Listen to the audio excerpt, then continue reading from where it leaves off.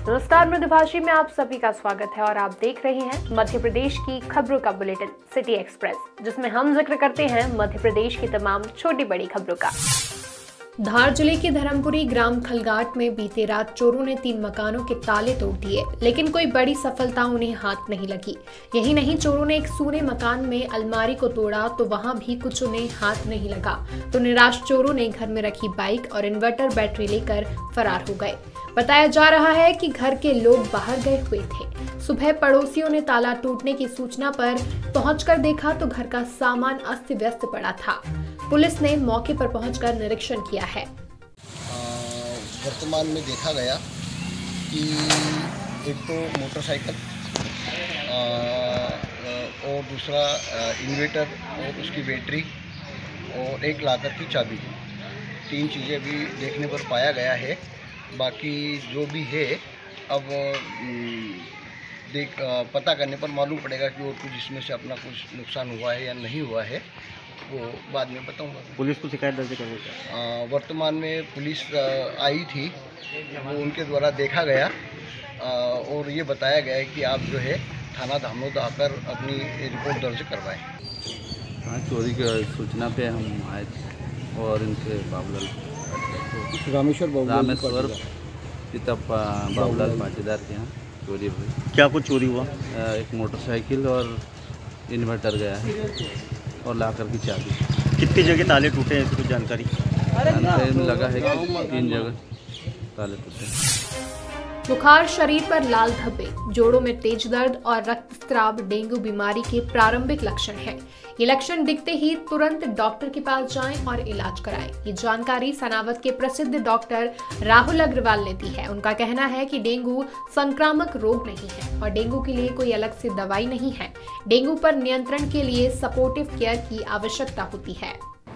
देखिए, अभी जो डेंगू बुखार चल रहा है, सर्वाधिक पेशेंट बुखार के साथ में अस्पतालों में आ रहे हैं कि सबसे पहली शुरुआत बुखार के साथ होती है और या फिर उन्होंने डॉक्टर के कहने पे जांच करवाई या स्वतः ही जांच करवाई। उसके अंदर दूसरा इनको प्लेटलेट वगैरह की कमी मिलती है और शरीर पे रैशेज होना, बुखार होना, जोड़ों में दर्द होना, ये डेंगू के प्राथमिक लक्षणों में से एक है।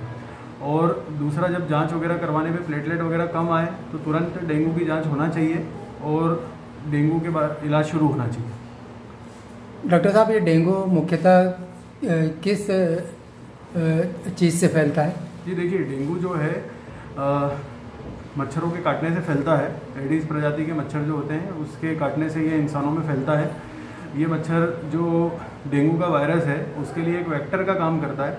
ये एक किसी पेशेंट को अगर डेंगू है, उसको अगर मच्छर ने काटा है, उससे खून लिया और दूसरे किसी इंसान को काटा है, इस तरह से ये वायरस ट्रेवल करता है। मच्छर इनके लिए एक वाहन का काम करता है। जीरापुर जिले में पुलिस ने 8 आरोपियों के विरुद्ध कार्रवाई कर 100 लीटर अवैध शराब जब्त की है। ये कार्रवाई पुलिस अधीक्षक प्रदीप शर्मा के नेतृत्व में की गई है, जिसमें पुलिस को 7 कार्टून में करीबन 16,800 रुपए की शराब जब्त करने में सफलता हासिल हुई है। सीमांत पुलिस अधीक्षक महोदय राजगढ़ द्वारा पूरे राजगढ़ जिले में अवैध शराब के परिवहन करने वाले व्यक्तियों के विरुद्ध कार्रवाई करने हेतु समस्त थाना प्रभारी को निर्देशित किया गया है। इसी तारतम्य में कल थाना जीरापुर में सूचना प्राप्त हुई कि खल्ला मोहल्ले में एक व्यक्ति है जो अपने बाड़िए पर अवैध शराब का विक्रय कर रहा है। सूचना पर तत्काल यहाँ से एक टीम को रवाना किया गया तो एक व्यक्ति वहाँ पर अवैध शराब का विक्रय करते हुए पाया गया, जिसे मौके पर गिरफ्तार किया गया, जिसका नाम अर्जुन पिता रमेश चंद्र कुशवाहा 25 साल निवासी खल्ला मोहल्ला जीरापुर का है। उसके पास से 7 कार्टून जिसमें कुल 336 क्वार्टर देशी शराब की मात्रा मौके पर पाई गई, जब्त की गई है। उक्त संबंध में थाना जीरापुर में अपराध क्रमांक 336/21 धारा 34(2) आबकारी एक्ट का कायम करके विवेचना में लिया गया है। साइबर टीम ने थाना पुलिस के सहयोग से एक आरोपी को हिरासत में लिया है। दरअसल व्यावरा क्षेत्र अंतर्गत एक व्यक्ति ने टेलीविजन प्रोग्राम को देखकर प्रतिष्ठित परिवार के लोगों को जान से मारने की धमकी दी थी। यही नहीं, उसने परिजनों की जान बख्शने के एवज में फिल्मी स्टाइल में उनसे फिरौती की मांग की, लेकिन उसके मंसूबों पर पुलिस ने पानी फेर दिया। फरियादी है महेश अग्रवाल। इनके द्वारा पुलिस थाने पर रिपोर्ट की गई थी 21 तारीख को कि इन्हें किसी अज्ञात नंबर से फ़ोन आ रहा है और अज्ञात नंबर से परिवार को क्षति पहुंचाने की धमकी दी जा रही है और जान से मारने की धमकी भी दी जा रही है। 20 लाख रुपए फिरौती की मांग की जा रही है। धर्मपुरी में नगर की ज्वलंत समस्याओं को लेकर नगर भाजपा धर्मपुरी में नगर परिषद के बाहर नारेबाजी कर अपना विरोध जताया और तहसीलदार को एसडीएम के नाम ज्ञापन सौंपा।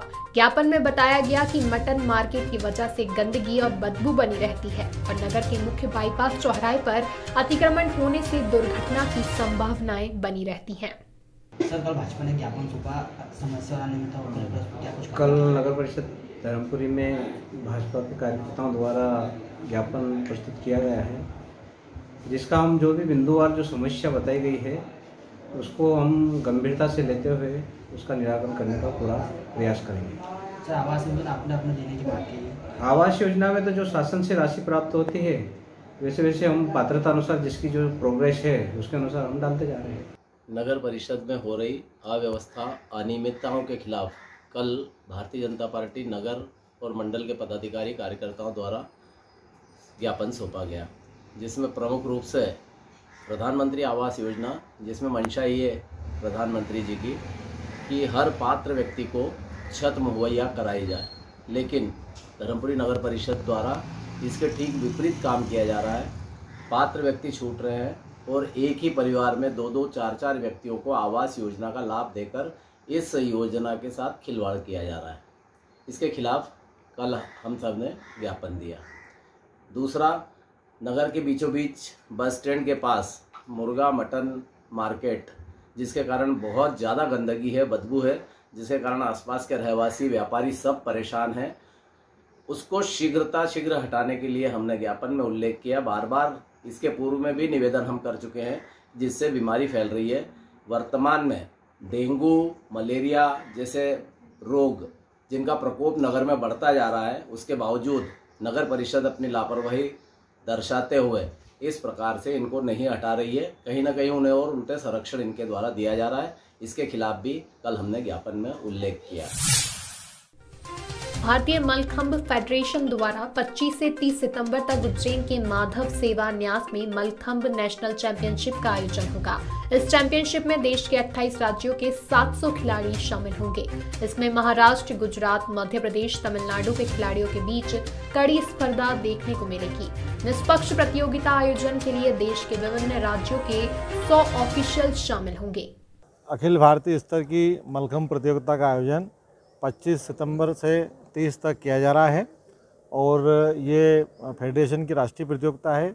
इसमें देश भर के लगभग सभी राज्यों से लगभग 700 खिलाड़ी सम्मिलित होने के लिए आ रहे हैं। ये प्रतियोगिता जूनियर और सीनियर 2 वर्गों में रखी गई है। कोरोना गाइडलाइन का पालन करने के लिए प्रथम 2 दिवस जूनियर प्रतियोगिता होगी और बाद के 2 दिवस सीनियर प्रतियोगिता होगी। यह आयोजन माधव सेवा न्यास परिसर में किया जा रहा है और प्रतियोगिता के अंदर खिलाड़ी अपना प्रदर्शन करेंगे और राष्ट्रीय स्तर पर चयन होने के बाद भारत सरकार द्वारा उन्हें छात्रवृत्ति दी जाती है और जो खिलाड़ी राष्ट्रीय पदक लाते हैं उनको विभिन्न राज्य सरकार और केंद्र सरकार की तरफ से प्रतिष्ठित पुरस्कार भी दिए जाते हैं।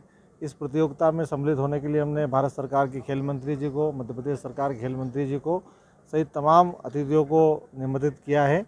मृदुभाषी से जुड़ने के लिए वीडियो को लाइक, शेयर और सब्सक्राइब करें। खबरों के नोटिफिकेशन के लिए बेल आइकन दबाना ना भूलें।